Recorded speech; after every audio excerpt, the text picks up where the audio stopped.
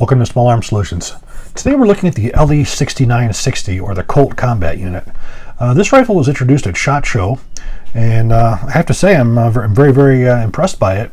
This is probably, I would say, probably one of the first time Colt has really listened to their customers in the last several years, giving them something different than what they already had. For the most part, over the last, at least since 1996 or so, most of what Colt has put out has been based off of the LE6920. Basically the same gun with different kinds of stocks, different colors and whatnot. The exception obviously of the LE6941 or 40 and LE6940P, which are no longer in production. The LE6940 I don't believe is any longer in production, but I can't verify that.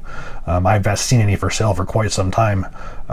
Colt was getting away from doing the one-piece upper receivers just due to the fact that they had to pay a royalty to LMT on that because it was a patent infringement. But this rifle here is definitely they definitely listened to the customers, and they definitely did something different.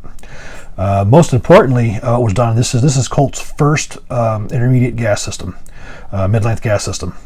This is the first time that they've done that in any kind of commercial sales. They may have messed around with it in R&D, but they had not actually released it.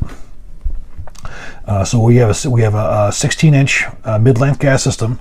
The gas block itself is basically a cut-down version of the standard front sight tower, so it's low profile, and it has been drilled and pinned, which again is one of the things that I feel very strongly of for reliability enhancement. Actually having the front sight base drilled and pinned. And the handguard they chose is also another one of my favorites, Centurion Arms. This is the CMR. Which is manufactured by Centurion Arms, Monty LeClaire, actually. Monty's a recently retired Navy SEAL. He's had a couple different generations of this. He's had ones that have the 1913 rail on it, and this particular one has the M-lock. I've been asked by several people on several occasions, throughout my my comment sections, what do I prefer, key mod or M-lock, or in some cases a 1913 rail. Quite frankly, I don't think of it. I just think that they're all different ways to get to the same place, to be able to put on mounting points. For as far as M-lock versus key mod, Magpul's one that came out with the M-lock, and Magpul is a major trendsetter. So I would imagine that the M-lock probably be a lot more popular. So again, I don't have an opinion on which one's better or worse. Quite frankly, most of my rifles I have standard quad 1913 rails on them. Depending on what you're looking at, for as far as this being something a 3-gun shooter would use, or something that a combat shooter would be using, somebody who would be competing, I think this was a very good choice having the M-lock system. For military use, I'm actually not fans of key mod or M-lock. For military use, I would prefer to have standard 1913 rails, quad all the way around. But for the purpose of this rifle, I think this was certainly a good choice.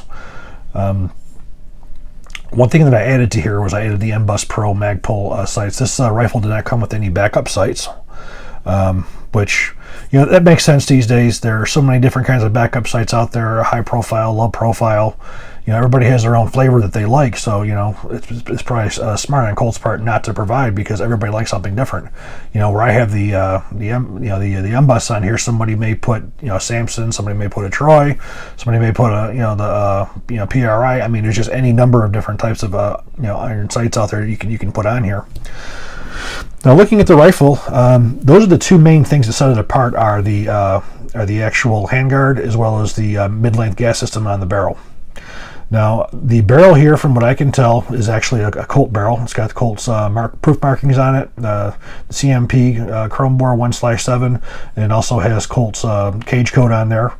So I have every reason to believe that this is a Colt barrel. Looking at the receivers themselves, we're going to take a close look at the receivers in a moment. One thing I want to mention is the actual optic I chose. I just received this optic courtesy of Arms Unlimited out of Nevada. They've been gracious enough to provide me with some newer optics for me to test, and this is the VCOG. Now, I have to say, this is an awesome scope. I've been very pleased with it. It's a 1.5 to 6 power, which is ideal because for a combat scope, you don't want to go anything over 4 power for as far as being fixed is concerned. And for as far as close quarter battle, you don't want either no magnification or 1 power. So you can still use it in a close quarter battle environment without having to have your eyes go blurry on you and have to find the a clear view in the optic. I do believe this is also like the other ACOG made out of 7075 T6 aircraft aluminum. It has a illuminated reticle as well, battery powered, AA battery if I recall. The glass is crystal clear on it. I'm very, very happy with it. I'll be testing this out on many guns to come. It's certainly a step ahead of the ACOG for as far as being more versatile. With the ACOG being, the standard ACOG being a 4 power, it's not very good for close quarter battle when you're really close. In fact, some of them actually have like a pistol sights on top of the optics, as well as you can have one of the RMRs or the very small red dots on top to compensate for not being able to use your your ACOG. So I mean, this is definitely a well thought out design. What we're going to do now is we're going to take a closer look at this rifle. Looking at the stock itself, this is a Magpul SL, which is a very lightweight stock, and it's got a little more of a triangular shape to it. It's nice and tight. It's not going to rattle on you. Like the typical Colt, what you would expect, it actually has a staked-in receiver extension plate and nut. It's properly staked. The receiver itself is a standard M4 Colt upper receiver. Actually, you can tell by the Colt forge mark as well as the forging code. I believe that's Keystone forging code. Does have extended feed ramps like you would expect out of a Colt. The lower receiver itself is actually also Hartford. It's Colt. We have the ambidextrous safety here with a short lever on the right-hand side. This is something I'm actually quite fond of. I do like the short arm. This actually is a Colt Canada design that was originally shown on the Colt Canada rifles. You can see the safe and fire on here, so you could actually utilize the safe and fire, unlike some of the other Colt selectors, which are just safety only. There's no right side to it, which you can't use. The pistol grip itself is also an SL. It's got a nice pebble type configuration to it. It's very good to get a hold of. We also have a Magpul trigger guard, which is larger for use with gloved hands. The rifle does come with a PMag, a Gen 3 PMag. Flipping over, we can see this is a standard M4. Now I want to talk about this lower receiver. This is a Colt lower receiver coming out of Hartford, there's no question. One of the biggest changes that this receiver's gone through, as you can see right here, you have a UID mark. To my understanding at Colt now, as well as many manufacturers are doing this, they're putting these on the forgings, and this way they can actually track the production of this receiver all the way from the raw forging to the final anodizing. So that's part of what it is just an ability to track and keep track so nothing gets lost. I'm just going to take a look a little bit in the inside.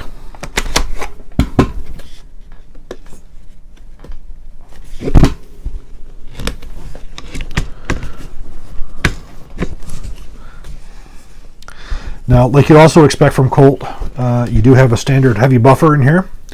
The trigger group is your basic Colt standard mil-spec type trigger. Now, I would expect anybody who is serious about doing any kind of competition with this gun or 3-gun match, you're going to replace this with something else. You're going to put a 2-stage in there, a Geisley or a Timney or something along those lines. In my case, I like the Hipper fires themselves. The next thing we're going to take a look at is the bolt carrier itself. Now, this is probably the only part in here that did not look like it came from Colt because it is missing all of the proof marks. Now, it does say MP. If you can see on here, it says MP, so it is magnet particle and proof tested, but there's no C. The C indicates Colt. There's no C inside the extractor spring either. There's no C on the carrier. However, I do believe this was assembled at Colt because you do see the actual residual from the gasket sealer. There's not a lot of companies that do this properly. As per mil spec, before you put the carrier key on, they put a dab of gasket sealer. It's funny. They just take an eraser, like a removable eraser, and they put it over the gas port. Take this down, screw these down to 52 to 58 inch pounds, and then it's properly staked. So I do believe it was assembled at Colt, even though I don't believe the carrier was made at Colt. But that's actually the only part that it appears not to be. But I have no reason to believe that it's of any lesser quality. Just that I think Colt may have, through all their layoffs and shutdowns, they may have shut down their carrier line in general for bolts and bolt carriers. Now, I understand that Colt had some input from some competitive shooters on the development of this, which was good. They did go to the right people. Definitely very pleased with the overall fit and finish and quality. This is what you expect from Colt. You expect the tight receivers. You expect the nice matching colors. You expect everything to be tight and made properly, which this is. I think that anybody who wants to get into any kind of a 3-gun match, or actually anything, this rifle would serve any purpose. The mid-length gas system, I'm actually a very big fan of. I believe that it increases the reliability of the carbine. By having the longer gas system, you're increasing your dwell time, and you're allowing a little more time for that cartridge case to contract, to have residual pressures drop down. It makes for easier extraction. So I do believe that's certainly a reliability enhancement over the standard carbine system, which Colt has used forever. Again, Colt, the manufacturer military weapons, the military specification for the M4 was a carbine length gas system, so they just went with it. This is truly a rifle that was developed for the consumer. And they did do a hell of a job on it. What we're going to do now is we're going to take this to the range and we're going to see how she shoots. We're going to put a few rounds through the Colt combat unit. This is probably, in my opinion, is one of the probably the newest product that Colt's put out in many, many, many years. It's actually, they listened to the customer, giving the mid-length gas system and this excellent Centurion rail. The rest of it's pretty much base Colt, but we're going to see how she shoots.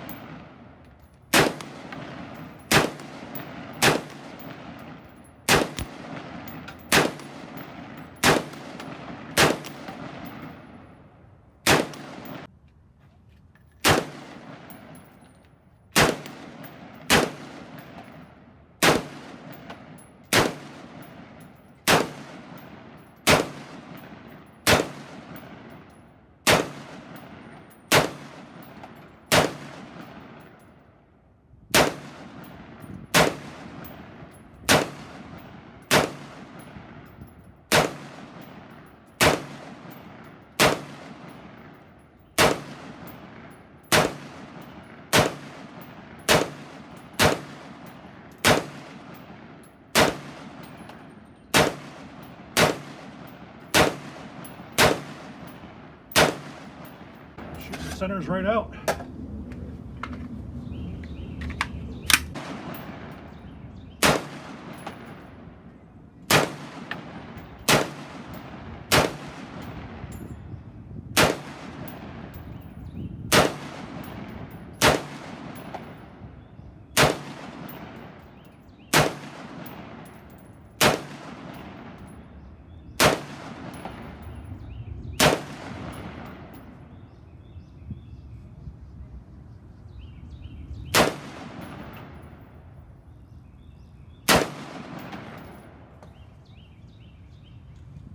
To hold.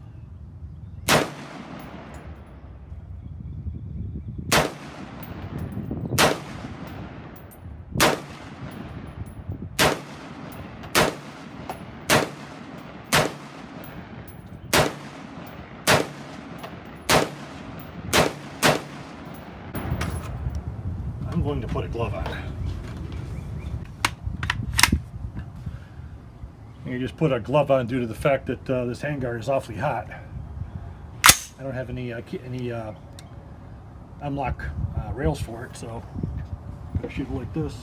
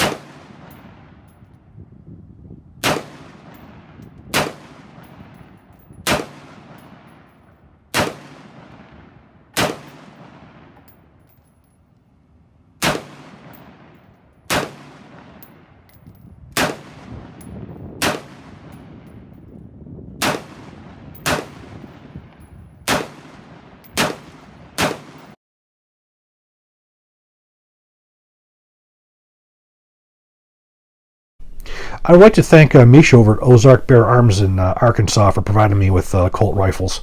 As some of you may or not know, I do have difficulty getting Colt products, and thanks to Misha, I've been able to take a look at some Colt products. We're going to see some more Colt products coming up. We have one of their 9mm flat tops on the way, and we also have one of the Colt M45 A1 pistols, which I'm sure several of you guys are again, you're probably just going to freak out that I have another 1911 that we're going to talk about. But I'm very pleased to be able to review some of these guns, especially the ones that Colt has done an incredible job on. Listening to the customer, which is the best thing that you could possibly ask. Accuracy with this thing was phenomenal, as you saw from the target. This thing here was well sub MOA, probably around a half-inch at 75 yards. That's about what we shot at today. Couldn't get out any further. So with this optic and with the Black Hill 77 grain open tip match, we had just around a half-inch with 5 rounds. Very, very impressive. Generally what you would expect out of a good Colt barrel. Most Colt barrels, even on the standard M4 carbines when they're shipped from the factory, you're looking at well to 1 to 2 inch MOA, and you can get even better. The Colt's button cut process leads to a very accurate barrel. We talk about the hammer forged versus the button cut. Through my experience with the two, I will definitely say a hammer forged barrel I do believe is much more durable. It will last longer. But I don't believe it's as accurate. Again, because of that leading edge on that rifling and the buttoning cut process, I just think that gives you a good benefit to the to accuracy when you're putting an optic on it. If you're putting a regular old red dot on it, you're not going to notice the difference between accuracy between a hammer forge and a button cut. You're just not going to see it. It's more when you're putting on optics. So thank you guys very much for watching. If you enjoyed it, please click like, please subscribe, and share. Thank you.